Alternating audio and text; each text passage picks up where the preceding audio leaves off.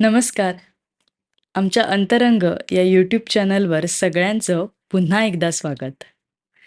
काही दिवसांपूर्वीच म्हणजे दरवर्षीप्रमाणे 1 फेब्रुवारीला आपल्या देशाच्या अर्थमंत्री निर्मला सीतारामन यांनी बजेट सादर केलं आणि हे बजेट सादर झालं की 2-3 दिवस बऱ्याच चर्चा झडत असतात. म्हणजे कुठली गोष्ट महाग झाली, कुठली स्वस्त झाली, हे बजेट कसं आहे, मध्यमवर्गीयांसाठी कसं आहे, अशा बऱ्याच गोष्टींचा उहापोह काही दिवस होत असतो.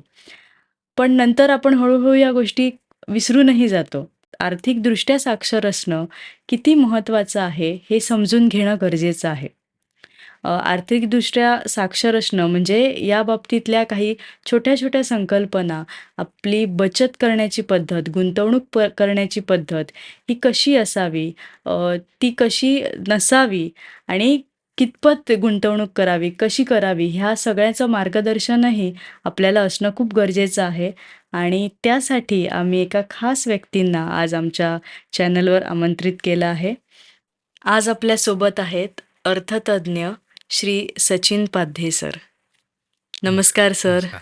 तुमचं खूप खूप स्वागत आमच्या चॅनलवर. होय. कसे आहात? मजेत. ऑस्ट्रेलियातून आलात. आता होय, किती होय. दिवस आहात गोव्यात? ही गोव्याची केप साधारण 2 ते 3 आठवड्याची असेल. बरं. मी आत्ताच सांगितलंय प्रेक्षकांना हां, ऑस्ट्रेलियातून आलात हां. तुम्ही, पण मराठी आहात आणि होय, होय. Born and bought up Mumbai. मुंबईमध्ये. होय, होय. तर अजून थोडंसं तुमच्याविषयी सांगा ना? हो, सांगतो. माझा जन्म ठाण्याचा. मी ठाण्याचा रहिवासी. मुंबईत मी माझी शाळा संपेपर्यंत तिथेच शिकलो. पुढे थोडंसं माझं टेक्निकल विषयात इलेक्ट्रॉनिक्समध्ये शिक्षण हं, मुंबईतच ठाण्यातच झालं. हं. त्याच्यानंतर मी पुढचं इलेक्ट्रॉनिक्सचं शिक्षण घेण्यासाठी, बॅचलर्स करण्यासाठी अमेरिकेत स्कॉलरशिपवरती शिकायला गेलो. अरे वाह! तिथेच माझा आवडीचा विषय म्हणून बिझनेस मॅनेजमेंट आणि इंटरनॅशनल बिझनेसमध्ये मी मास्टर्सचं शिक्षण घेतलं. हं. त्याच्यानंतर काही वर्ष मी अमेरिकेतच राहिलो आणि नंतर पुढे मला कामाची चांगली संधी मिळाली म्हणून मी ऑस्ट्रेलियाला गेलो. आणि ऑस्ट्रेलियाचा रहिवासी झालो. मी आज आता वाह! ऑस्ट्रेलियाचा सिटिझन आहे. पण अजूनही मला भारतात राहायला आवडतं, भारतात फिरायला आवडतं. माझी भारताशी अटॅचमेंट तेवढीच आहे. हं. त्याच्यामुळे गेले काही वर्ष मी भारतातच आहे आणि इथूनही काम करतोय. ऑस्ट्रेलियन कंपन्यांसाठी किंवा अमेरिकन कंपन्यांसाठी. वाह! छान. अ, बी इलेक्ट्रॉनिक्स म्हणालात म्हणजे हां, विज्ञान शाखेकडून नंतर तुम्ही होय. अर्थशास्त्राकडे हां. वळलात. मी ज्यावेळेला बी इलेक्ट्रॉनिक्स पूर्ण केलं, त्यावेळेला एक गोष्ट माझ्या प्रोफेसरशी बोलल्यानंतर माझ्या लक्षात आली, की आकडे हे सगळीकडे सेमच असतात. इंजिनिअरिंग असू दे अथवा बिझनेस असू दे. हं, बिझनेसमध्ये तुम्हाला जास्त लोकांबरोबर कम्युनिकेशन करण्याची संधी असते. वेगवेगळ्या प्रकारचे बिझनेस तुम्ही बघू शकता, त्याच्यात इन्व्हॉल्व राहू शकता. म्हणून मी इंटरनॅशनल बिझनेस आणि इकॉनॉमिक्स या क्षेत्राकडे वळलो आणि माझं बॅचलर्स जरी इलेक्ट्रॉनिक्समधलं असलं, तरी इकॉनॉमिक्स हा माझा हं. आवडतीचा विषय असल्याने माझी नॅचरल टेंडन्सी त्या विषयाकडे होती. म्हणून हां. मी मास्टर्स इंटरनॅशनल बिझनेसमध्येच केलं. अरे वाह! आता जे तुम्ही भारतात यावेळी आला आहात गोव्यात, तर ते एका म्हणजे कारणास्तव आला आहात. बरं. लाइक तर काय कारण आहे? गेली 3 ते 4 वर्ष मी गोव्यातल्या वेगवेगळ्या कॉलेजेसमध्ये आर्थिक साक्षरता व्हावी यासाठी प्रयत्नशील आहे. मुलांनी खास करून 18 वर्ष पूर्ण झालेल्या तरुण मुलांनी अ, मार्केटमध्ये, स्टॉक मार्केटमध्ये पैसे कसे गुंतवावे? खास करून त्यांचे पैसे घाईघाईने गुंतवून तोटा करण्याच्या ऐवजी शांतपणे विषय समजून घेऊन आणि जितकी रिस्क कमी घेता येईल ह्या दृष्टिकोनातनं त्यांनी गुंतवणूक कशी करावी ह्या विषयात माझी लेक्चर्स चालतात. हे माझं अरे गोव्यात येण्याचं 4थं वर्ष आहे. अरे! आणि खास करून इंडेक्स फंड हा जो विषय आहे, हां. हा माझा अतिशय जिव्हाळ्याचा विषय आहे. आणि त्यामुळे मी इंडेक्स फंड ह्या विषयामध्ये गोव्याच्या अनेक कॉलेजेसमध्ये आणि शक्य झाल्यास शाळांमध्ये सुद्धा हं, हं. विद्यार्थ्यांना आर्थिक जागृती आणि इंडेक्स फंडमध्ये पैसे कसे गुंतवावे, का गुंतवावे ह्याविषयी सर्व माहिती देतो. इंडेक्स फंड म्हणजे नेमकं काय? सांगतो. इंडेक्स फंड याचा थोडक्यात अर्थ मार्केटचे जे लीडर कंपनीज आहेत. आता निफ्टी 50 इंडेक्स फंड हा स्पेसिफिकली मार्केटमध्ये 3,000 पेक्षाही जास्त कंपन्या आहेत. त्याच्यातील टॉपच्या ज्या 50 हं, कंपन्या हं. आहेत, अ, त्या कंपन्यांमध्ये गुंतवणूक निफ्टी 50 हा इंडेक्स फंड करतो. हं, हं. तसेच निफ्टी नेक्स्ट 50 हा जो इंडेक्स फंड आहे, हा कंपनी नंबर 51 ते कंपनी नंबर 100 100. हं. ह्या कंपन्यांमध्ये गुंतवणूक करतो. इंडेक्स फंडची एक खासियत अशी आहे, की तो पॅसिव्ह फंड ह्या विभागाखाली येतो. हे सांगण्याचं विशेष कारण असं, की असे अनेक म्युच्युअल फंड आहेत, जिथे फंड मॅनेजर त्यांच्या इच्छेप्रमाणे किंवा त्यांच्या लॉजिकप्रमाणे तुम्ही दिलेले पैसे हवे तसे वेगवेगळ्या कंपन्यांमध्ये गुंतवू शकतात. हं. पण हे इंडेक्स फंडमध्ये होत नाही. फॉर एक्झाम्पल एक उदाहरण म्हणून आपण घेऊया. आत्ताचं जो निफ्टी 50चं स्ट्रक्चर आपण बघितलं, तर साधारण 35% ते 36% पैसा हा फायनान्शियल सर्व्हिसेसमध्ये गुंतलेला आहे. आपण जर ₹100 इंडेक्स फंड विकत घेतला, तर कायद्याने आणि सेबीने ज्या गाईडलाईन्स आखून दिल्या आहेत, त्या गाईडलाईन्सप्रमाणे तुमच्या मॅनेजरला 35 किंवा 36%च पैसा फायनान्शियल सर्व्हिसेसमध्ये गुंतवता येतो. हं. ह्या कारणासाठी तो पॅसिव्ह फंड म्हणून ओळखला जातो. पॅसिव्ह फंड असल्यामुळे त्या फंडसाठी ज्या वेगवेगळ्या फीज आहेत किंवा त्याचा एक्झिट लोड हा इतर फंडपेक्षा कमी असतो. त्याचप्रकारे मार्केटमध्ये जे लीडिंग आणि अग्रस्थानी ज्या वेगवेगळ्या कंपनीज आहेत, त्याच्यातल्या पहिल्या 50 कंपन्या म्हणजेच निफ्टी 50 इंडेक्स फंड हं. आणि त्याच्या पुढील 50 कंपन्या म्हणजे Nifty next 50 index fund. Index फंडची सुरुवात नेमकी कशी झाली? मूळ काय आहे? अमेरिकेच्या न्यू जर्सी राज्यामध्ये हं. श्री जॉन बोगल, हं. मिस्टर जॉन बोगल, ज्यांना बरेच जण निक नेम या दृष्टिकोनातनं जॅक बोगल असं हां. सुद्धा म्हणत असत. हे एक महान व्यक्तिमत्व होऊन गेलं, ज्यांनी इंडेक्स फंड या संकल्पनेची सुरुवात केली.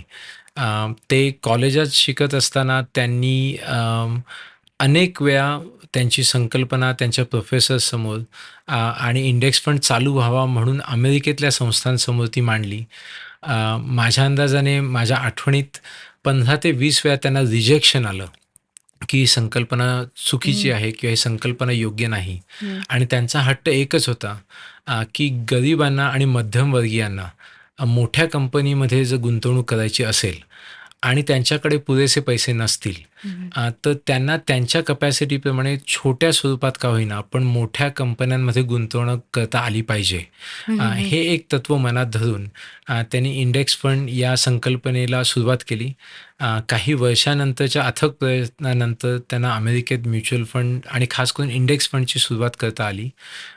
त्यांनी त्यांच्या पुढील आयुष्यामध्ये व्हॅनगार्ड ह्या कंपनीची स्थापना केली, जी कंपनी अमेरिका, ऑस्ट्रेलिया, जपान, युरोपमधल्या अनेक भागांमध्ये गुंतवणूकदारांना सल्ला देऊन त्यांच्यासाठी इंडेक्स फंडची खरेदी करून देते. माझी अशी इच्छा आहे की भविष्यामध्ये व्हॅनगार्ड कंपनीने इंडियामध्येही इन्व्हेस्टमेंटचे ऑप्शन लोकांसमोर आणावेत. आत्ताही थोड्याशा प्रमाणात व्हॅनगार्ड कंपनीतर्फे काही ETFs भारतामध्ये विकत घेता येऊ शकतात. पण जितक्या लवकरात लवकर व्हॅनगार्ड भारतामध्ये त्याचा प्रेझेन्स आणू शकेल, तितकी सर्व भारतीयांसाठी ती अतिशय मोठी खुशखबर असेल. जॉन बोगल हे स्वतः लेखकही होते. त्यांनी अर्थकारणामध्ये आणि खास करून इंडेक्स फंडशी निगडीत आणि हं. इन्व्हेस्टमेंटशी निगडीत अनेक पुस्तके लिहिली. हं. त्याच्यातलं कॉमन सेन्स इन्व्हेस्टिंग किंवा little book of common sense investing हे पुस्तक अतिशय गाजलं. ज्या पुस्तकामधनं इंडेक्स फंडबद्दल माहिती दिली गेली हं. आणि त्या पुस्तकाच्या अनेक एडिशन पुढे आल्या. तसंच जॉन बोगल हे फक्त श्रीमंत इन्व्हेस्टर्स ह्या यादीमध्ये गणले न जाता त्यांची लोकांसाठी आणि खास करून गरीब आणि मध्यमवर्गीयांसाठी जी आस्था होती, हं. ते स्वतः बिझनेसमॅन असल्यामुळे स्वतः फायदा कमवायचे, प्रॉफिट कमवायचे. पण त्यांची अशी संकल्पना होती, की मला मिळालेल्या 100% फायद्यामधला जर 99% फायदा मी माझ्याजवळच ठेवला आणि 1% फायदा माझ्या इन्व्हेस्टर्सबरोबर वाटला, तर ते एथिकली चुकीचं असेल. हे लक्षात घेता अमेरिकेच्या सगळ्या इन्व्हेस्टर्स आणि इन्व्हेस्टरिंग कंपन्यांमध्ये जॉन बोगल ह्यांना खूप चांगलं महत्त्व, म्हणजे फक्त श्रीमंत व्यक्ती नसून मनाने आणि गरिबांचं कल्याण व्हावं ह्या दृष्टिकोनातनं एथिकली त्या व्यक्तींचं महत्त्व खूप होतं. त्यांना आजही अमेरिकेत खूप रिस्पेक्ट आहे. हं. त्यांचं अजून एक पुस्तक आहे इनफ.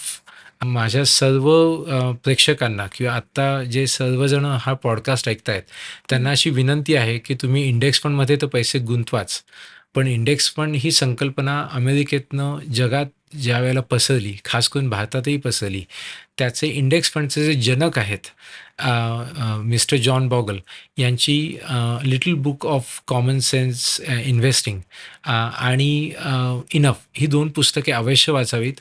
त्यांच्या वेबसाईटवरती त्यांच्या अनेक पुस्तकांविषयी माहिती मिळू शकते. तर आपण आवड म्हणून सुद्धा आणि माहिती म्हणून सुद्धा ही पुस्तकं अवश्य वाचावीत.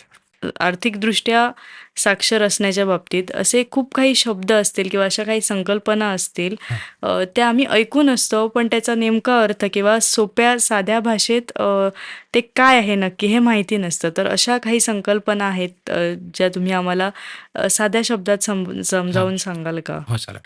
आपण बरेच वेळेला शेअर मार्केट हा शब्द वापरतो. हं. याचा थोडक्यात अर्थच असा आहे, की विविध कंपन्यांचे तुकडे, छोटेसे भाग तुम्ही विकत घेता.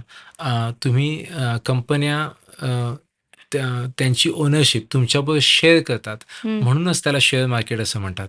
शेअर विकत घेतले याचाच अर्थ स्टॉक्स विकत घेतले. स्टॉक हा शब्द आपण अनेक वेळेला ऐकतो. हं. बरेच वेळेला स्टॉकला इक्विटीज हा हं. शब्दसुद्धा वापरला जातो. त्याच्यामुळे इक्विटीज, शेअर्स आणि स्टॉक्स ह्या तिन्ही गोष्टी हं, हं. सेमच आहेत. हं. म्युच्युअल फंड याचा अर्थ त्या म्युच्युअल फंड चालवणाऱ्या एएमसी कंपन्या आहेत. हा तुमच्याकडचा पैसा घेऊन हं. ठराविक कंपन्यामध्ये गुंतवणूक करून त्या कंपनीचे स्टॉक्सच विकत घेतात. हं. फक्त इंडेक्स फंडमध्ये ती प्रोसेस कंट्रोल्ड असते आणि त्यांना स्वतःच्या मनाने स्टॉक्स विकत घेता येत नाही. जसं मार्केट चालतंय हं. तेवढ्याच प्रमाणात तुम्हाला ते स्टॉक्स विकत घेता येतात इंडेक्स फंड या मार्गाद्वारे. त्याच्यामुळे स्टॉक्स, इक्विटी, शेअर्स हे सगळे शब्द सेम आहेत. आपण बरेच वेळेला हा शब्द ऐकतो की तुम्ही स्टॉक्स 3 महिने, 6 महिने किंवा वर्षभर विकत घेऊन जवळ ठेवलेत आणि ते विकले नाहीत. हं. तर कंपनीज तुम्हाला त्याचं थँक यू म्हणून किंवा तुम्ही इन्व्हेस्टर म्हणून अजूनही टिकून आहात. हं. हं. म्हणून छोट्याशा प्रमाणात, कधी-कधी अर्ध्या टक्क्यावरती, कधी-कधी जितके स्टॉक्स आहेत त्याच्या प्रमाणात तुम्हाला काही पैसे परत करतात. त्यालाच आपण इन्व्हेस्टमेंटच्या जगतामध्ये डिव्हिडंड डिव्हिडंड. मिळणं असं हं. म्हणतो. आता वॉरेन बफेट हे नेहमी असं सांगायचे की मला इतका पैसा किंवा इतके स्टॉक्समध्ये गुंतवणूक करायची हं. की डिव्हिडंडमधनं जो पैसा येईल हां. तोच माझ्यासाठी पुरेसा झाला हं. पाहिजे. याचा थोडक्यात अर्थ की इतके स्टॉक्स त्यांना विकत घ्यायची इच्छा होती हं. की डिव्हिडंड मधनंच त्यांचं इन्कम खूप मोठ्या प्रमाणात चालू झालं. अशा काही चुका आहेत का ज्या लोकं नॉर्मली बहुतेक करून करतात इन्व्हेस्टमेंटच्या बाबतीत किंवा बचतीच्या बाबतीत होय, होय. आणि ज्या टाळायला पाहिजेत? होय. काही चुका आहेत ज्या अतिशय कॉमन आहेत. खास करून शेअर मार्केट किंवा इन्व्हेस्टमेंट करताना अनेक जणं खूप घाई करतात, की आज माझ्याकडे अमुक-अमुक अमाउंट आहे, ती आजच्या आजच गुंतवली गेली पाहिजे. त्याच्यामुळे गुंतवणूक करताना घाई करू नये. बरेच वेळेला लोकं त्या विषयाचं अजिबात वाचन न करता कही सुनी बातें आपण ज्याला म्हणतो, तसं कोणाकडनं ते ऐकून एखादी कंपनी चांगला परफॉर्मन्स देतीये, हं. हे नुसतं ऐकून त्याच्याबाबत रिसर्च न करताच पैसे गुंतवतात.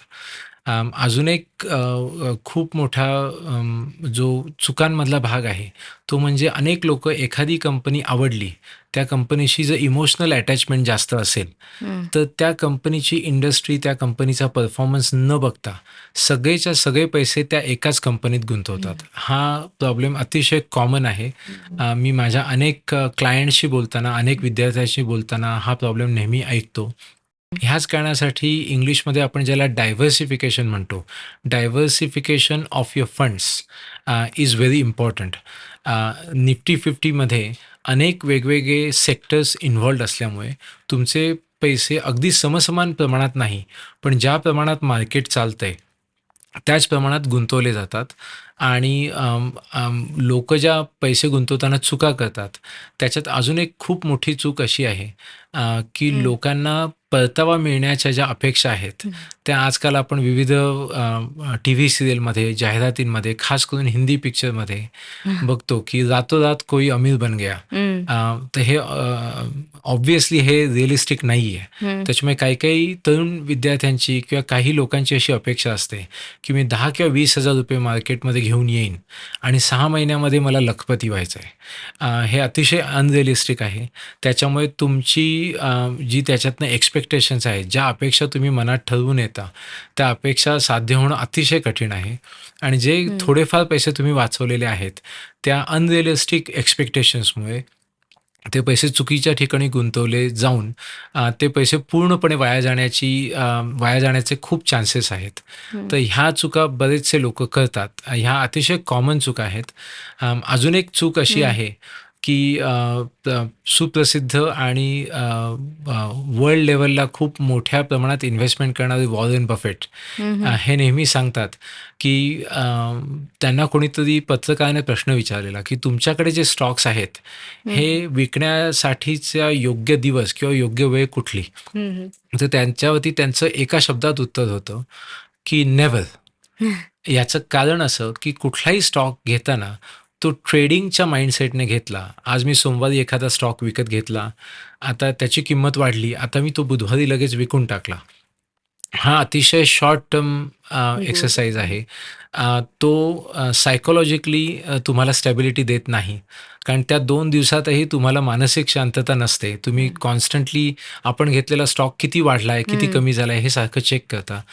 याच्यावरती वॉरेन बफेटचं अनेक वर्षापासून एकच म्हणणं आहे, की कंपनीज ज्याच्यामध्ये तुम्ही पैसे गुंतवताय, ती पूर्णपणे रिसर्च करून योग्य प्रकारे कंपनी निवडा. हं, ती कंपनीमध्ये आपण ज्यावेळेला पैसे गुंतवतो, हे ट्रेडर म्हणून न गुंतवता इन्व्हेस्टर म्हणून गुंतवा. हं, ट्रेडर किंवा ट्रेडिंग करणारी व्यक्ती हा इंग्लिशमधला शब्द आणि इन्व्हेस्टर या 2 शब्दांमध्ये खूप फरक आहे. हं. इन्व्हेस्टर हा नेहमी लाँग टर्म विचार अरे! करूनच करतो हां. आणि ट्रेडर हा 24 तास, 48 तास, एखादा आठवडा किंवा हं, फार तर फार 2 किंवा 3 महिने हं, हं, अशा मानसिकतेनेच त्याच्यात पैसे गुंतवतो. तर तुम्ही जे स्टॉक घेताय हे खूप लांब काळासाठी आपण त्या कंपनीमध्ये गुंतवणूक करतोय, ह्या विचारानेच गुंतवावेत. हं. शॉर्ट टर्ममध्ये फायदा, खास करून डे ट्रेडिंग आणि आजकाल आपण अनेक क्लासेस आणि अनेक जणं असं बोलताना ऐकतो, की मी कॉल आणि पुटमध्ये पैसे लावतो. तर ते अतिशय घातक आहे. कॉल आणि पुट बरोबर. याचा अर्थ तुम्ही एका लॉटमध्ये गुंतवणूक करता आणि मार्केट वरती किंवा खाली हां. जातं त्याप्रमाणे तुम्हाला फायदा किंवा तोटा होतो. ह्या सगळ्या गोष्टींमध्ये डे ट्रेडिंग आणि कॉल आणि पुटमध्ये तुमचा अभ्यास जर दांडगा नसेल, तुम्हाला पूर्णपणे त्या विषयाची माहिती नसेल, तर तुमचे सगळे पैसे अगदी एका दिवसात सुद्धा पूर्ण धुळीत मिळू शकतात. अरे! ह्याची रिस्क सगळ्यांनी समजून घेतली पाहिजे आणि मगच गुंतवणूक केली पाहिजे.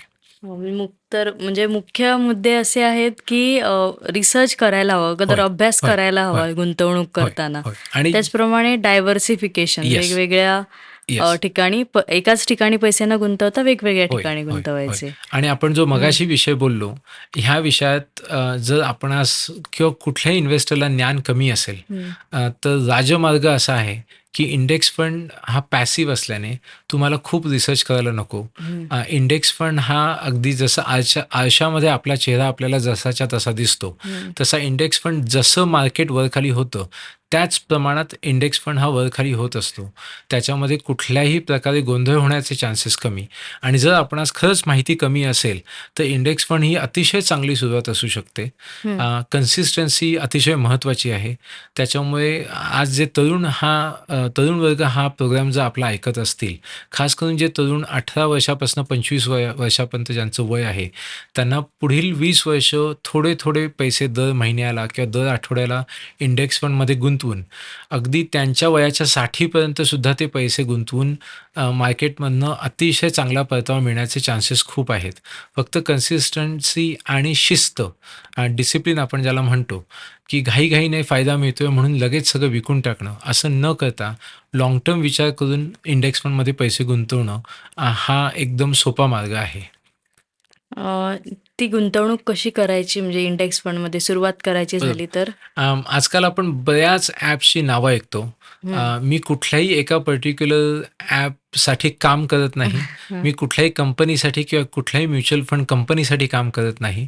ॲपचा चॉईस हा प्रत्येकाचा स्वतःचा आहे. हं. कारण ॲपमधनं तुम्हाला जी माहिती मिळते, तो ॲप तुम्हाला वापरायला किती सोपा आहे, ह्या सगळ्या बाबींवरनं तुम्ही कुठलाही ॲप वापरू शकता.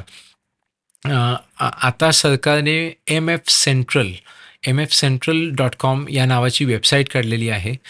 MF सेंट्रलचा स्वतःचा ॲपही आहे, की जेणेकरून तुम्ही स्वतःचे पॅन नंबर आणि आधार रजिस्टर केला, की MF सेंट्रलवरनं तुम्ही थेट म्युच्युअल फंड घेऊ शकता, आणि ते तिथे विकूही शकता.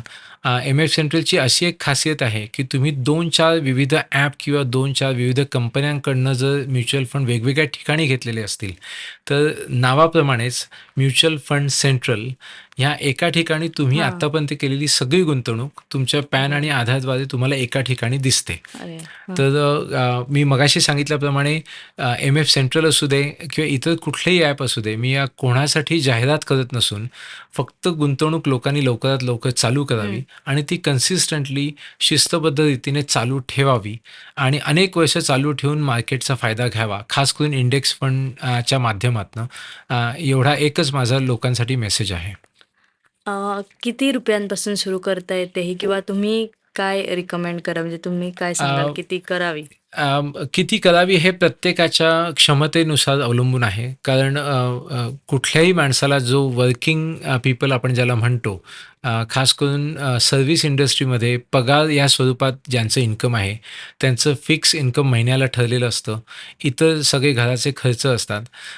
त्याच्यामुळे एक ठराविक रक्कम मी अशी शक्यतो लोकांना सांगत नाही. पण एक गोल्डन बॅलन्स ह्या दृष्टिकोनातनं आपण जर बघायला गेलो, तर माझं असं सांगणं असतं, की जर शक्य झालं, तर तुमच्या इन्कमच्या 10% जर तुम्हाला ती रक्कम गुंतवता आली, तर ती जास्त चांगली. जसं वय वाढत जातं, तसं तुम्हाला गुंतवणुकीची रक्कम मोठी गुंतवावी लागते. ह्याच कारणासाठी मी तरुण मुला-मुलींना असं आवाहन नेहमीच करतो, की तुम्ही जितक्या कमी वयात अगदी छोट्या किमतीतसुद्धा गुंतवणूक चालू केली, तर ते जास्त उपयोगी असेल. कारण तुम्ही जर टाईम आणि मनी ह्याचा जर ग्राफ बघितलात, तर जे लोकं कमी वयात गुंतवणूक करतात, त्यांना फायदा जास्त होतो, कारण त्यांच्याकडे वेळ जास्त असतो. अ, दुसरा तुम्ही जो प्रश्न विचारलात, की ती गुंतवणूक कशी किंवा कुठल्या मार्गाने किंवा कशी करावी? सिप ही जी पद्धत आहे, सिस्टमॅटिक इन्व्हेस्टमेंट प्लॅनिंग, ही पद्धत चांगली आहे. फक्त माझं सगळ्या गुंतवणूकदारांना असं आव्हान नेहमीच असतं, की ते सगळे पैसे एका महिन्याच्या एका तारखेला एकदम गुंतवण्याच्या ऐवजी ते जितक्या कमी स्वरूपामध्ये, कमी रुपयांमध्ये जास्त दिवसात तुम्हाला गुंतवता येतील. फॉर एक्झाम्पल, तुम्ही अख्ख्या महिन्याला मिळून समजा ₹3,000 गुंतवत असाल, तर त्याच्याऐवजी तुम्ही रोज ₹100 गुंतवणं जास्त चांगलं. ह्याचं कारण असं, की तुम्ही ₹3,000 महिन्याच्या 1 तारखेला एका फंडामध्ये समजा गुंतवले, आणि योगायोगाने समजा त्या महिन्यात मार्केट खाली गेलं, मार्केट पडलं, तर 2 तारखेपासून महिन्याच्या शेवटपर्यंत मार्केट जे खाली पडतं, त्याचा बेनिफिट, त्याचा फायदा आपल्याला मिळू शकत नाही. कारण आपण सगळे ₹3,000 महिन्याच्या सुरुवातीलाच गुंतवलेले आहेत. हीच सिच्युएशन आपण जर 4 भागात विभागली, म्हणजे आठवड्याला ₹750 जर इन्व्हेस्टरने गुंतवले, तर दर आठवड्याला पडलेल्या मार्केटच्या भावामध्ये पुढचा ₹750 चा दुसरा किंवा तिसऱ्या आठवड्याला जो इन्व्हेस्टमेंटचा आकडा आहे, त्याच्यात आपल्याला म्युच्युअल फंड स्वस्त किमतीत मिळू शकतात. ह्याची अजून एक पुढची पायरी आहे, जे माझे काही विद्यार्थी आणि काही लोकं ऑलरेडी करतायत. ती गोष्ट अशी आहे, की समजा ₹3,000 तुम्हाला महिन्याला गुंतवायचे आहेत, तर ते जितके बिझनेस डेज आहेत, म्हणजे सोमवार ते शुक्रवार मार्केट उघडं असतं, शनिवार रविवार मार्केट बंद असतं, तर ते रोजसुद्धा 100 किंवा ₹150 म्युच्युअल फंड विकत घेतात. जेणेकरून मार्केट जर रोज अप अँड डाऊन होत असेल, तर त्याचा प्रत्येक दिवसाचा थोडा ना थोडा तरी बेनिफिट तुम्हाला मिळतो. आणि महिन्याच्या शेवटी जसं मार्केट वर खाली जातं, तसं ॲव्हरेजिंग करून तुम्हाला तो म्युच्युअल फंड कमी किमतीत विकत घेतला जाऊ शकतो. तर हे वेगवेगळे मार्ग आहेत.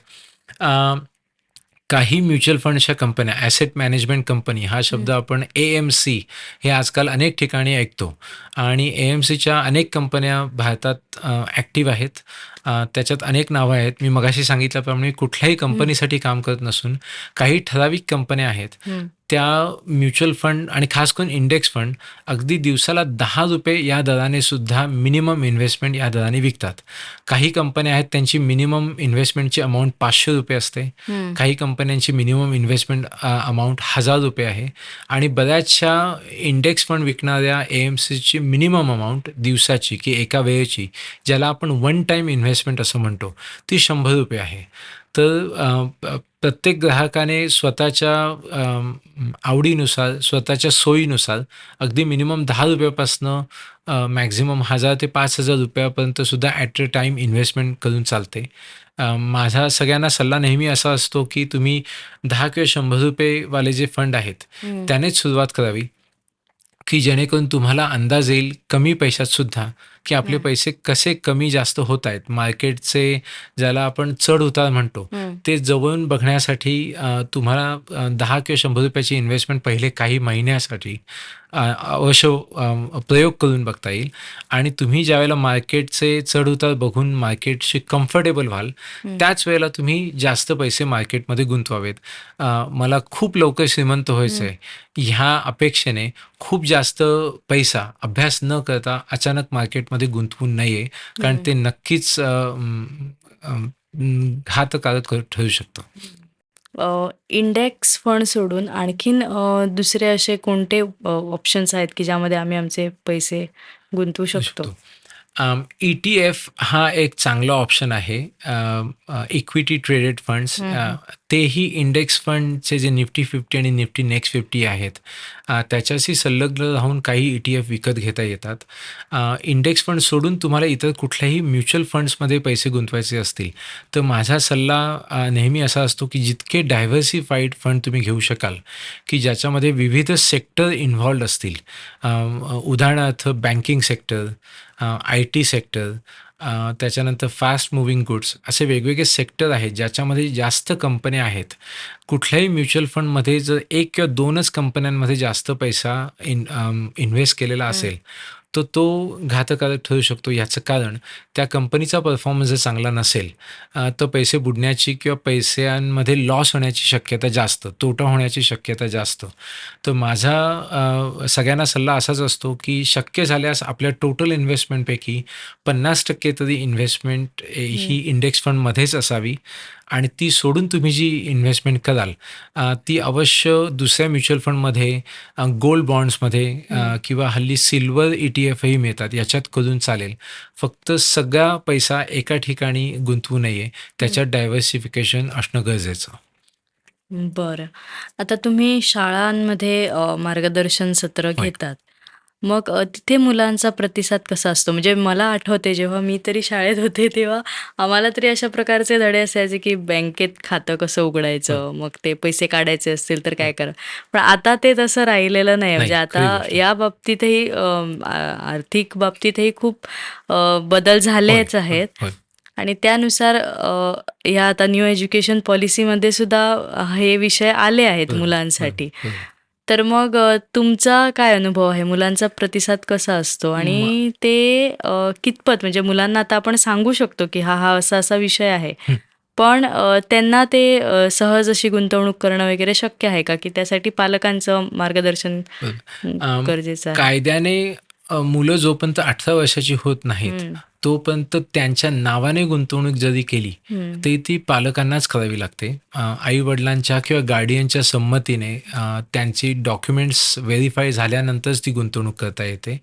त्याच्यामुळे 18 वर्षापर्यंत एखाद्या विद्यार्थ्याच्या नावाने गुंतवणूक होऊ शकते, पण 18 वर्ष पूर्ण झाल्यानंतर ती गुंतवणूक तो विद्यार्थी किंवा ती विद्यार्थिनी सज्ञान झाल्यामुळे हं. हं. ती त्यांच्या नावावरती ऑटोमॅटिक ट्रान्सफर होते.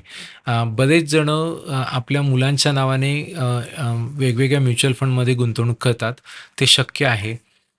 माझा शाळांमधला अनुभव बघितला, हं. तर तो अतिशय चांगला अनुभव आहे. याचं कारण असं की इंटरनेटमुळे जग खूप जवळ आलेलं आहे. आम्ही लहान असताना अमेरिकेत UK मध्ये, ऑस्ट्रेलियामध्ये जे क्रिकेट खेळणारे जे देश आहेत, साऊथ आफ्रिका यांचं आकर्षण असल्यामुळे त्या देशातली जी माहिती आम्हाला कळायची, ही फक्त टीव्हीमध्ये हं, किंवा पुस्तकांमध्ये किंवा न्यूजपेपरमध्ये मिळायची. हं. आजकाल तुम्ही अमेरिकेत झालेल्या घटना काही सेकंदातच लाईव्ह तुमच्या टीव्हीवरती बघू शकता. इंटरनेटमुळे जग अतिशय जवळ आल्याने हो. शाळेमधली जी मुलं आहेत ती अभ्यासासाठी इंटरनेट वापरत आहेत. त्यांना जगामध्ये खास करून फायनान्शियल जगतामध्ये, हं, इकॉनॉमिक्सच्या जगतामध्ये जगात कुठे काय चालू आहे ह्या बातम्या कुठल्याही ॲपद्वारे अगदी सोशल मीडियाद्वारे अगदी झटकन मिळतात. हे सगळं लक्षात घेता ज्यावेळेला मी शाळेतल्या मुलांशी हं. चर्चा करतो, त्यावेळेला मला एक पॉझिटिव्ह ऊर्जा जाणवते. त्या मुलांना लवकरात लवकर माहिती मिळवून ते पैसे इन्व्हेस्टमेंट करण्याची किंवा इन्व्हेस्ट करण्याची त्यांच्याकडे नक्कीच एक प्रकारची इच्छा आहे.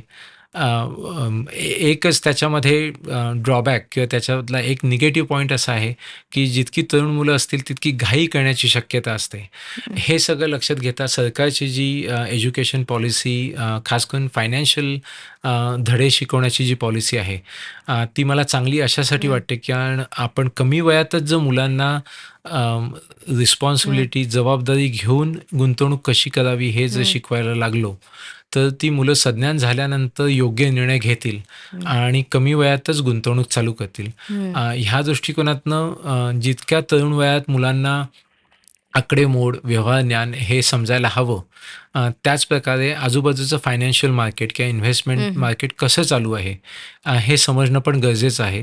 ते आपण त्यांना समजावणं गरजेचं आहे आणि कुठे पैसे गुंतवा, हं. हा विषय जरी शिकवणं महत्त्वाचं असलं, तरी कुठे पैसे गुंतवू गुंतवू नका नका. आणि कुठल्या प्रलोभनांना बळी पडू नका, हं. हे सांगणं अतिशय गरजेचं आहे. तर यामध्ये काही सायबर फ्रॉड होण्याची शक्यता आहेत का? नाही. आत्तापर्यंत तरी सायबर फ्रॉडचे कुठलेही खास करून इंडेक्स फंड आणि म्युच्युअल फंड या क्षेत्रामध्ये कुठेही सायबर फ्रॉड झाल्याची घटना नाही. याचं कारण बरेचसे सायबर फ्रॉड हे डायरेक्टली तुमच्या बँक अकाउंटशी निगडीत असल्यामुळे थेट बँकेतनं पैसे काढलं जाणं किंवा OTP दिल्यानंतर ते पैसे कोणीतरी काढून घेणं, हं, ह्या घटना कॉमन आहेत. हं, इंडेक्स फंडमध्ये, स्टॉक मार्केटमध्ये तुमचा पैसा सायबर फ्रॉड ह्या दृष्टिकोनातून अतिशय सेफ असतो. कारण तुम्ही कुठलेही फंड विकताना किंवा स्टॉक्स विकताना तुमची सही, OTP, तुमची आयडेंटिटी ही पूर्णपणे चेक केली जाते. हं, त्याच्यामुळे हं, सायबर फ्रॉड होण्याच्या शक्यता खूप कमी आहेत. माझ्या इतके वर्षाच्या अनुभवामध्ये कुठल्याही व्यक्तीच्या नावे इंडेक्स फंड किंवा जे म्युच्युअल फंड होते, ते त्यांच्या परवानगीशिवाय ऑटोमॅटिकली सायबर फ्रॉडमध्ये विकले गेलेत, असं कधीही ऐकिवात नाही. त्याच्यामुळे सायबर फ्रॉड या दृष्टिकोनातनं इंडेक्स फंड आणि म्युच्युअल फंड हे अतिशय सेफ आहेत. हं. बरं. शेअर मार्केटमध्ये जे लोकं पैसे गुंतवतात, हां. स्टॉक्स खरेदी करतात, सर त्यांच्यासाठी काही सल्ला द्यायचा झाला तर तुम्ही काय सांगाल? आपण कार्यक्रमाच्या सुरुवातीला जो सल्ला सांगितला तोच सल्ला मी शेअर मार्केट गुंतवणूकदारांना देतो, की तुम्ही इन्व्हेस्टर म्हणून सगळ्या मार्केटकडे बघा. ट्रेडर म्हणून बघू नका. ज्या गोष्टींमध्ये तुम्हाला अल्पावधीत फायदा होतो किंवा ज्या स्टॉक्समध्ये, त्या स्टॉक्समध्ये अल्पावधीमध्ये खूप मोठा तोटा होण्याची शक्यता हं, असते. टाईम इक्वेशन ज्यावेळेला तुम्ही करता, मला अमुक-अमुक दिवसांमध्ये, काही तासांमध्ये, काही महिन्यांमध्ये इतका फायदा झालाच पाहिजे. हा अप्रोच पूर्णपणे बदलणं गरजेचं आहे आणि लाँग टर्म इन्व्हेस्टमेंट ह्या दृष्टिकोनातूनच शेअरमध्ये गुंतवणूक केली पाहिजे. शेअर मार्केटमध्ये अर्थात स्टॉक विकत घेताना आपण कुठले स्टॉक विकत घेतोय, त्या कंपनीचं स्ट्रक्चर काय आहे, त्या कंपनीचं प्रॉडक्ट किंवा सर्व्हिसेस, ती कंपनी कुठली सर्व्हिसेस ऑफर करते, ह्याचा अभ्यास तुम्ही करायला नक्कीच हवा. फक्त टीव्हीवरती कोणीतरी म्हणालं किंवा न्यूजपेपरमध्ये लिहून आलं किंवा मित्र किंवा कुठलातरी नातलग हं, म्हणाला, की काही दिवसातच हा स्टॉक डबल होणार आहे हं, किंवा ह्याची 20% वरती जाण्याची खात्री आहे. अशा कुठल्याही बातम्यांवरती आणि कुठल्याही टिप्सवरती विश्वास ठेवू नये. आजकाल WhatsAppवरती, Telegramवरती, हं, पेपरांमध्ये अनेक ठिकाणी टिप्स ह्या नावाखाली अनेक जणं चुकीची माहिती देतात, हं, अंदाज बांधतात. आणि त्याला बळी पडू नये. आपण स्टॉक्स घेत असाल तर अवश्य अभ्यास करून पूर्णपणे त्या कंपनीची हिस्ट्री, कंपनीचा सध्याचा परफॉर्मन्स, कंपनीचे पुढचे प्लॅन हे सगळं लक्षात घेऊन डायव्हर्सिफिकेशन लक्षात घेऊनसुद्धा त्याचप्रमाणे गुंतवणूक करावी. आणि अवश्य सांगायची गोष्ट म्हणजे खास करून गुंतवणूकदारांना स्टॉक मार्केटच्या, की एकाच कंपनीत सगळा पैसा किंवा एकाच इंडस्ट्रीमध्ये सगळा पैसा गुंतवू नये. इंग्लिशमध्ये आम्ही नेहमी म्हणतो, की don't put all eggs in one one basket. Basket. हं. त्याच प्रकारे तुमच्याकडे नक्कीच. 6 अंडी असतील, हं, तर हं. 6 वेगवेगळ्या बास्केटमध्येच ते ठेवणं चांगलं. कारण एक बास्केट हातातनं हं. पडलं तर 6च्या 6 अंडी तुटतात, फुकट जाऊ शकतात. हां. तर त्याच्यामुळे डायव्हर्सिफिकेशन हे अतिशय महत्त्वाचं आहे. सर सध्या तुम्ही गोव्याच्या दौऱ्यावर आहात हां, आणि आर्थिक साक्षरता हां, हा विषय समजावून सांगण्यासाठी हां. गोवा निवडण्याचं काही खास कारण आहे का? किंवा तुम्हाला इथे त्याची जास्त गरज आहे का, असं हां. वाटतंय का? गोवा हे माझ्या हृदयाच्या नेहमी जवळ आहे. अ, गोवा नैसर्गिकदृष्ट्या इतका चांगला भाग आहे. माझ्या अनेक फेऱ्या पूर्वी गोव्याला व्हायच्या. माझा मित्रपरिवार गोव्यातला आहे. काही नातलगही गोव्यात राहतात. माझे आई-वडील हे मूळचे कोकणातले हं. असल्यामुळे कोकण आणि गोवा या विभागात काम करण्याची मला संधी पहिल्यापासूनच हवी होती. हां. गोव्यातल्या काही कॉलेजेसमध्ये माझं पहिलं लेक्चर ज्यावेळेला अरेंज झालं, त्यावेळेला येथील मुलांना जे मी माहिती देतोय हं. त्याचा फायदा व्हावा या दृष्टिकोनातनं ते मी पहिलं लेक्चर केलं. आणि योगायोगाने त्या लेक्चरपासनं अनेक गोव्यातल्या कॉलेजेसनी मला कॉन्टॅक्ट केला आणि तेव्हापासनं ही माझी जर्नी चालू झाली. हं. गोव्यासाठी गोव्याचं निसर्ग सौंदर्य आणि माझी गोव्याशी अटॅचमेंट ह्या दृष्टिकोनातनं ही जागा स्पेशल नेहमीचीच आहे. हं. त्याच्यामुळे मी जितक्या शक्य तितक्या गोव्याच्या कॉलेजेसमध्ये आणि शाळांमध्ये हे भाषण किंवा ही माहिती देण्याचा प्रयत्न करतो, जेणेकरून मुलांना लवकर कमी वयातच आर्थिक साक्षरता आणि त्याचं महत्त्व कळावं. आणि होपफुली हे असंच पुढे चालू जाऊन जास्तीत जास्त गोव्यातले तालुके किंवा जास्तीत जास्त गोव्यातली कॉलेजेस आणि शाळा यांच्यापर्यंत ही माहिती कळावी, हं. अशी माझी इच्छा आहे. हं. सर आर्थिकदृष्ट्या साक्षर असणं किती महत्त्वाचं आहे? का महत्त्वाचं आहे? इंग्लिशमध्ये असं म्हणतात, हं. की नॉलेज इज पॉवर. हं. आणि पैसा हा तुमच्या आज हातात आहे, तुम्ही कष्टाने कमवलेला आहे. आर्थिक साक्षरता अभियानाखाली तो पैसा तुमच्या नॉलेजमुळे तुम्हाला पॉवरफुल सिच्युएशनमध्ये नेऊन ठेवू शकतो. तुमचा पैसा हा तुमच्या कष्टाचा आहे. आपल्याला सगळ्यांनाच म्हातारपणासाठी, रिटायरमेंटसाठी, आपल्या मुलाबाळांच्या शिक्षणासाठी किंवा भविष्यामध्ये जे काही प्रोजेक्ट आहेत, त्याच्यासाठी पैसा हा गरजेचा आहे. दिवसेंदिवस भारतातच नव्हे पण जगभरात महागाई, इन्फ्लेशन कैक पटीने हं. दरवर्षी वाढत आहे. हं. हे सगळं लक्षात घेता आर्थिक साक्षरतेमुळे तुमचे इन्व्हेस्टमेंट डिसिजन्स हे चांगले होतात. तुमच्या चुका टाळल्या जाऊ शकतात. तुम्ही चुका करून जो तुमचा तोटा होतो, तो पूर्णपणे मिनिमाइज होऊ शकतो. कंप्लीट अव्हॉइडन्स हे शक्य नाही, कारण मार्केटमध्ये थोड्याफार प्रमाणात रिस्क असतातच. पण आर्थिक साक्षरतेमुळे तुम्हाला जे नॉलेज येतं, तुम्हाला जे ज्ञान येतं, त्याच्यामुळे तुम्ही योग्य ठिकाणी पैसा गुंतवू शकता आणि जास्तीत जास्त सेफली तो पैसा वाढवू शकता. ह्या सगळ्याचा विचार करता आर्थिक साक्षरता अतिशय महत्त्वाची आहे. आणि दुर्लक्ष करून आणि एखाद्या गोष्टीकडे लक्ष न देता पैसा वाढेल, हं. ही अपेक्षा ठेवणं अतिशय चुकीचं आहे. आपण साक्षर बनून माझा पैसा बरोबर कुठल्या ठिकाणी, किती प्रमाणात, कुठल्या कामासाठी गुंतवला जातोय, हं. हे जाणून घेणं अतिशय गरजेचं आहे. त्याच्यामुळे ह्या सगळ्या बाबी लक्षात घेता हं. आर्थिक साक्षरता अतिशय महत्त्वाची आहे. ज्यांना या विषयाचं शिक्षण नाही हां, किंवा ज्ञान नाही, हां. त्यांनी काय करावं? म्हणजे कशाप्रकारे हे ज्ञान त्यांना मिळवता येईल? आजकाल रिसोर्सेस अनेक आहेत. खास करून इंटरनेटमुळे रिसोर्सेस चिक्कार आहेत. मी मगाशी सांगितल्याप्रमाणे ज्यांना स्टॉक मार्केट आणि म्युच्युअल फंड या विषयात ज्ञान कमी आहे त्यांच्यासाठी इंडेक्स फंड हा अतिशय सोपा मार्ग आहे. कारण इंडेक्स फंडमध्ये इतर फंड्सच्या तुलनेमध्ये रिस्क अतिशय कमी आहे. हं. इंडेक्स फंड हे मार्केटला पूर्णपणे फॉलो करतं. हं. त्याच्यामुळे तिथे कोणीही ढवळाढवळ करण्याचे चान्सेस खूप कमी आहेत. आजकाल न्यूजपेपर्समध्ये, टी व्हीमध्ये अनेक आर्टिकल्स अवेलेबल आहेत. पण तुम्ही जी काही माहिती वेगवेगळ्या ठिकाणून मिळवाल ती फक्त एकदिशेची नसावी. सर्व बाबी समजून घेऊन, विविध लोकांचे ओपिनियन्स समजून घेऊन मगच गुंतवणूक करावी. अनेक वेबसाईट्स माहिती देतात.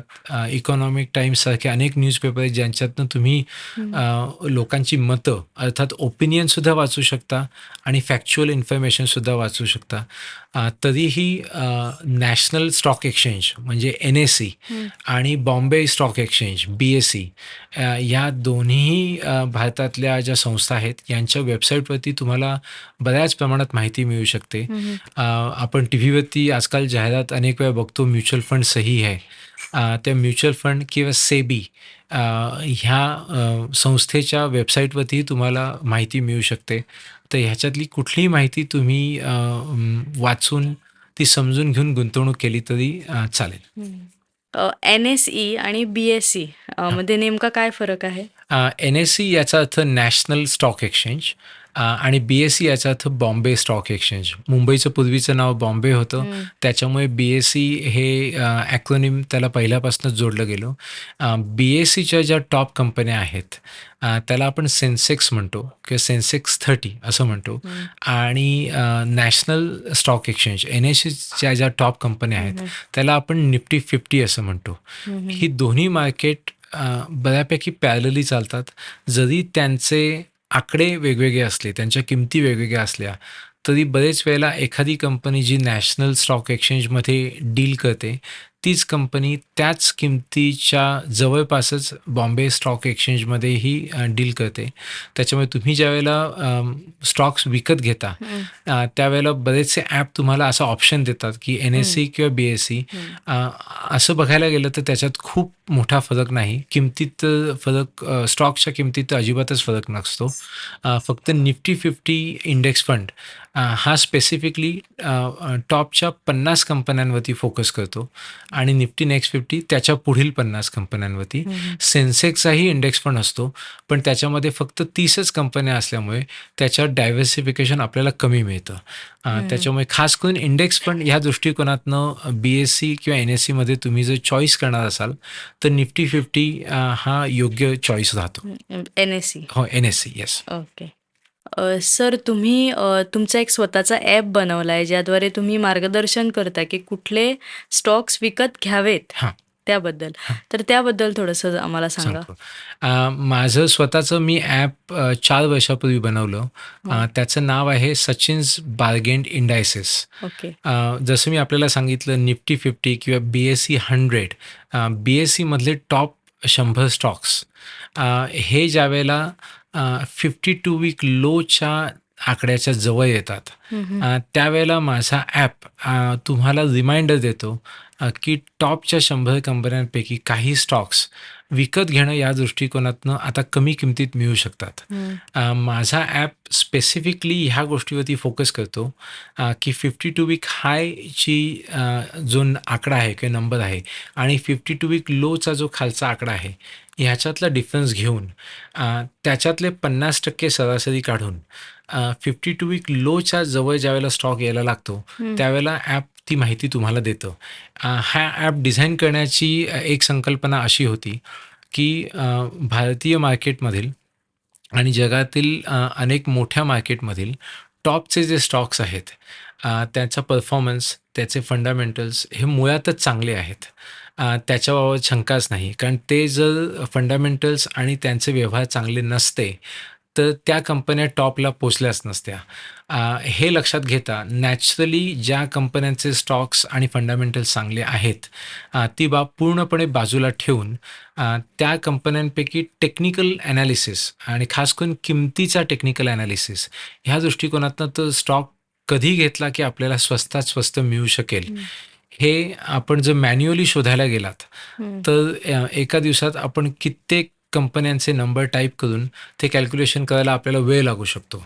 म्हणून माझ्या ॲपवरती तुम्ही गेलात तर BSE 100, BSE 200 अर्थात बॉम्बे स्टॉक एक्सचेंजच्या टॉपच्या 100 कंपन्या आणि टॉपच्या 200 कंपन्या यांच्यातले कुठले स्टॉक्स 52 वीक लोच्या जवळ आलेत हं. आणि प्रॉक्झिमिटी ह्या दृष्टिकोनातनं ते 52 वीक लोच्या किती जवळ आलेत, ही माहिती ही तुम्हाला त्या ॲपमध्ये मिळू शकते आणि त्या दृष्टिकोनातनं ॲप वापरून तुम्ही स्टॉक्स विकत घेण्यासाठी तुम्हाला ही माहिती मिळू शकते.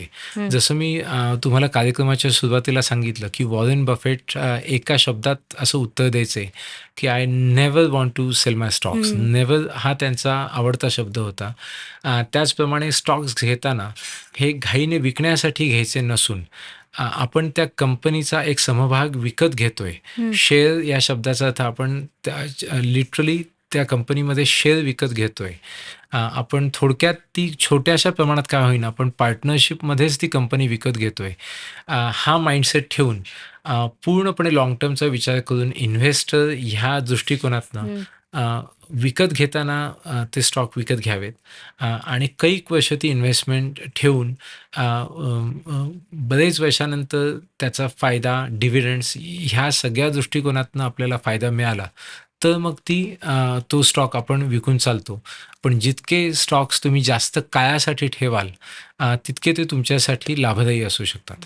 आता तुम्ही सध्या जसे मार्गदर्शन सत्र घेतात, तर याविषयी म्हणजे आर्थिक साक्षरता या विषयात अजून काय करण्याचा मानस आहे? माझी अशी आशा आहे, की जितके वेगवेगळे प्रोग्राम आणि जितके प्रकल्प आत्ता सरकार राबवत आहे, त्याच्याही पेक्षा जास्त डिटेलमध्ये अ, शाळकरी मुलांना आणि त्याच्याही पेक्षा कॉलेजच्या मुलांना ह्याची माहिती जास्त पोहोचली पाहिजे. आपल्या शिक्षण संस्थेमध्ये एक फॉल्ट असा आहे, की पैसा हा विषय इतका महत्त्वाचा असूनही हं, हं. जे विद्यार्थी हं. आर्ट्स, सायन्स ह्या विषयांमध्ये त्यांचं शिक्षण करतात, त्यांना कुठल्याही प्रकारे आर्थिक माहिती दिली जात नाही. हं, हं. म्हणून माझं गोव्याच्या कॉलेजमध्येही असं म्हणणं असतं, की माझी लेक्चर्स ही फक्त कॉमर्सच्या विद्यार्थ्यांसाठी नसून हं, हं. कुठलाही विद्यार्थी, कुठलाही व्यक्ती, कुठलीही विद्यार्थिनी जे 18 वर्षाच्या वरती आहेत, ज्यांना पुढे मागे नोकरी लागून इन्व्हेस्टमेंट करायची आहे. मग ते भले मेडिकल क्षेत्रातले असू देत, ते इंजिनिअरिंग क्षेत्रातले असू देत, ते आर्ट्सचे विद्यार्थी असू देत किंवा कॉमर्स सोडून, मॅनेजमेंट सोडून, फायनान्स सोडून बाकी कुठल्याही विषयामध्ये तुम्ही शिक्षण घेत असाल, तर सरकारने असा प्लॅन किंवा अशी शिक्षण पद्धती आणायला हवी, की ज्याच्यामध्ये कॉलेजमध्ये शिकत असताना पैशाचं मॅनेजमेंट, निवेश हं. आणि इन्व्हेस्टमेंट ह्या गोष्टी इतरही विषयाच्या विद्यार्थ्यांना शिकवल्या पाहिजेत. हं, हं. सर खूप खूप धन्यवाद. तुम्ही म्हणजे ह्या विषय कधी-कधी ऐकताना क्लिष्ट वाटतो, किचकट बरोबर. वाटतो. पण तुम्ही ह्या संकल्पना, हा विषय एवढ्या छान आणि साध्या, सोप्या शब्दात समजावून हां. सांगितलात आणि तुम्ही जो हा प्रयत्न करताय, की जास्तीत जास्त लोकांना, मुख्यत्वे मध्यमवर्गीय लोकांना आर्थिकदृष्ट्या साक्षर बनवायचं, त्यांना त्यांचे पैसे कसे, कुठे गुंतवायचे याविषयी मार्गदर्शन करायचं, हं. ही सगळी जी तुमची कामं चालू आहेत, हं. त्याबद्दल ऐकून आणि तुम्ही आता जी काही माहिती दिलीत ते ऐकताना खरंच खूप छान वाटलं. बरोबर. हं. खूप काही नवीन शिकायला मिळालं बरोबर. तुमच्याकडून आणि नक्कीच यापुढेही आता ह्या सगळ्या प्रोसेसमध्ये आम्ही पण आहोत, गुंतवणूक म्हणा, बचत म्हणा. बरोबर. ते करताना तुमचे जे सल्ले आहेत, तुमचं जे मार्गदर्शन आहे ते हां. नक्कीच उपयोगी पडेल. बरोबर. त्यासाठी खूप खूप धन्यवाद. नक्की, नक्की. तुमचं मार्गदर्शन, तुमचा अमूल्य वेळ तुम्ही आम्हाला बरोबर. दिलात, हो. त्यासाठी आम्ही खूप खूप आभारी आहोत. धन्यवाद. हां. तुम्हाला कसं वाटलं आमच्या चॅनलवर येऊन? हे चॅनल अतिशय चांगलं आहे. ह्या पॉडकास्टवरती मला बोलवल्याबद्दल तुमचे धन्यवाद आणि माझी अशी इच्छा आहे, की मराठी भाषिक, हं. मग ते भले गोव्यात असू देत, महाराष्ट्रात असू देत किंवा महाराष्ट्राच्या बाहेर भारतामध्ये आणि जगामध्येही जे मराठी भाषिक विद्यार्थी किंवा लोकं आहेत, त्यांच्यापर्यंत हे पॉडकास्ट लवकरात लवकर हं. पोहोचू दे. फक्त हा एपिसोड नसून बाकीही सगळे एपिसोड लवकरात लवकर पर्यंत पोहोचू देत आणि ह्या एपिसोडचा फायदा घेऊन मराठी भाषिकांनी जर गुंतवणूक आणि खास करून इंडेक्स फंडमध्ये गुंतवणूक चालू केली, तर ती माझ्यासाठी अतिशय आनंदाची बाब आहे. त्याच्यामुळे तुमच्या पॉडकास्टवरती येऊन मला खूप आनंद झाला आणि मला बोलवल्याबद्दल पुन्हा एकदा धन्यवाद. चालेल. खूप खूप धन्यवाद. अशा छान-छान आणि माहितीपूर्ण व्हिडिओजसाठी आमचा चॅनल नक्की बघा. पुन्हा भेटू लवकरच.